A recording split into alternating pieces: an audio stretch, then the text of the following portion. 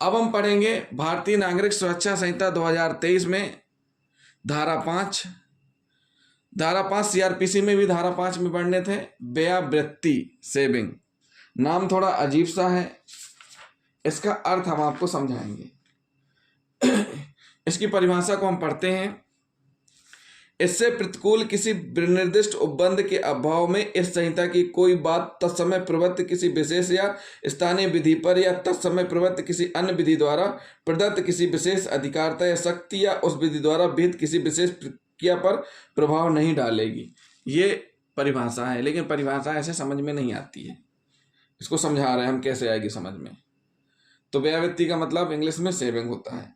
यह धारा किसी विशेष या स्थानीय विधि या किसी अन्य विधि द्वारा प्रदत्त किसी विशेष अधिकारता या शक्ति या उसके द्वारा विशेष प्रक्रिया का बचाव करती है।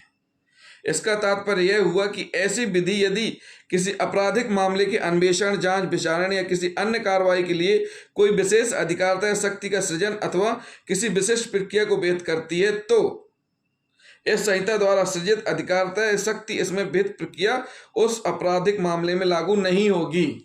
मतलब कह रहे हैं कि जो मामला अन्य विधि के अनुसार कायम किया गया है, उस विधि में ऑलरेडी वो सारी की सारी शक्तियां हैं प्रोसीडिंग करने की, अन्वेषण, जांच, विचारण से संबंधित। तो उस स्थिति में भारतीय नागरिक सुरक्षा संहिता 2023 के उपबंध लागू नहीं होंगे।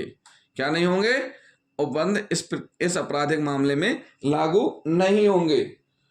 उदाहरण देखिए, वेद प्रकाश बनाम उत्तर प्रदेश के प्रकरण में इलाहाबाद उच्च न्यायालय ने अब निर्धारित किया था कि संयुक्त प्रांत आबकारी अधिनियम 1910 सीआरपीसी 1973 की धारा 5 के अंतर्गत एक स्थानीय अधिनियम है, अतः अभिग्रहण अधिहरण के मामले में उक्त अधिनियम की धारा 72 इस संहिता की धारा 457 पर अभिभावी होगी।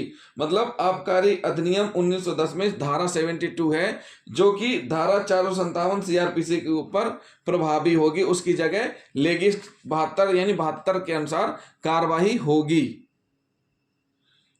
एक और उदाहरण हम लेते हैं। रोहतास बनाम हरियाणा राज्य के प्रकरण में किया गया अपराध हरियाणा बालक अधिनियम 1974 द्वारा आच्छादित हो रहा था और वह इस संहिता के लागू हो जाने के बाद किया गया था। यह अब निर्धारित किया गया कि इस अपराध का विचारण बालक अधिनियम के अंतर्गत किया जाएगा, इस संहिता के अधीन नहीं।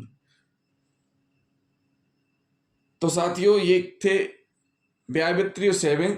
हमने दोनों धाराओं को उदाहरण सहित समझाया है कि धारा 4 कहती है कि संपूर्ण कार्रवाइयां बीएनएस 2023 के उपबंधों के अनुसार होंगी, लेकिन धारा 5 ये कहती है कि जिस अन्य विधि में वो सारी शक्तियां हैं, वो सारी अधिकारता हैं, वो सारी शक्तियां हैं जिससे कि अन्वेषण, जांच, विचारण या अन्य कार्यवाही की जा सकती है, तो उस स्थिति में इस संहिता द्वारा सृजित अधिकारता या शक्ति इसमें उस आपराधिक मामले में लागू नहीं होगी। तो साथियों ने हमारा चैनल सब्सक्राइब नहीं किया है तो हमारे चैनल को सब्सक्राइब कर लें। साथ ही साथ वीडियो को अधिक से अधिक शेयर और लाइक जरूर करें। थैंक यू दोस्तों।